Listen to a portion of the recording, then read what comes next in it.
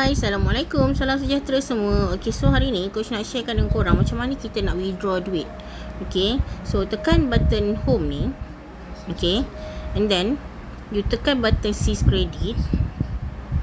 So dekat sini coach nak withdraw 1,500 lah, lebih kurang.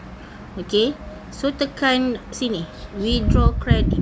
Okay, withdraw credit. So kita masuk amount 1500. Okay, 0.72 kan, kita tekan confirm.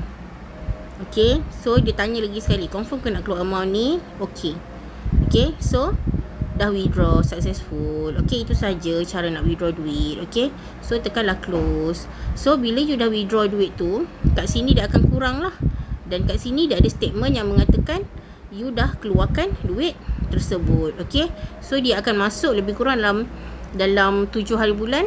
Ataupun kalau 7 hari bulan tu jatuh pada weekend, Sabtu atau Ahad, dia akan masuk hari Isnin. Kadang-kadang akan masuk lebih awal. Tengok keadaan bank lah.